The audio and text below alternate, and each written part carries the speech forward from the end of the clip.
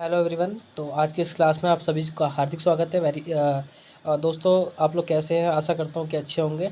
तो local anaesthetics की बात करते हैं हम इस क्लासिफिकेशन में, लोकल एनेस्थेटिक्स। ठीक है दोस्तों, याद रखना मैं आपको यहाँ पे सिर्फ क्लासिफिकेशन बता रहा हूँ। आपको जो हमारी फार्माकोलॉजी की सीरीज़ आएगी उसमें मैं आपको एक लेक्चर वाइज एक उसके जो कुछ भी निमोनिक्स वगैरह होंगे या फिर कुछ भी चीज़ें होंगी, है ना, तो बेसिक कॉन्सेप्ट से समझाना होगा तो मैं आपको नेक्स्ट लेक्चर में समझा दूँगा, है ना। एक उसकी सीरीज़ अलग से हम स्टार्ट करेंगे, ठीक है। तो अभी सिर्फ क्लासिफिकेशन दोस्तों, इससे 2-3 क्वेश्चन आते ही आते हैं, तो आपको इस पे फोकस करना है। तो लोकल एनेस्थेटिक में इंजेक्टेबल आता है। इंजेक्टेबल एनेस्थेटिक में लो पोटेंसी शॉर्ट ड्यूरेशन में आता है दोस्तों हमारा।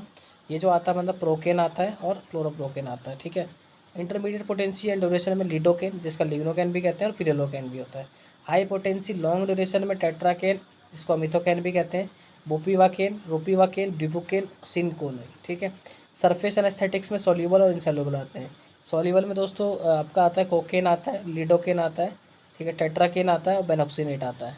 इनसॉल्युबल में बेंजोकेन आता है, ब्यूटाइल अमीनो बेंजोएट आता है, ऑक्सीथाजीन आता है। तो ये हमारी लोकल एनेस्थेटिक क्लासिफिकेशन थी दोस्तों। बात करते हैं हम जो ड्रग एक्टिंग और सेंट्रल नर्वस सिस्टम पे जनरल एनेस्थेटिक्स की बात कर रहे हैं। तो जनरल एनेस्थेटिक्स जो होता है दोस्तों, अभी जो हमने पढ़ा था वो पेरिफेरल में काम कर रहे थे, ठीक है। ठीक है, पेरिफेरल मतलब जो सेंट्रल को छोड़ के, है ना, साइड बाई साइड, ठीक है। सपोज़ करिए किसी की बॉडी है, सपोज़ करिए ये किसी की बॉडी है ना, ये इसका हेड है, ये उसकी गर्दन है, हाथ है, ठीक है। तो इसका जो सेंट्रल वाला पार्ट होगा ये हमारा एक सेंट्रल होगा।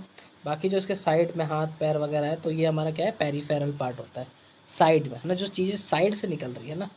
पैरी मतलब बाहर की ओर, ठीक है। जनरल एनेस्थेटिक्स की बात करें तो इसमें हमारा इन्हेलेशनल आता है दोस्तों। इन्हेलेशनल में बात करते हैं तो नाइट्रस ऑक्साइड। वोलेटाइल लिक्विड में आता है ईथर आता है, हेलोथेन, एनफ्लोरेन, आइसोफ्लोरेन, डेसफ्लोरेन, सीवोफ्लोरेन। आपको बस यहाँ से याद रखना एन आइसो दिस सीवो।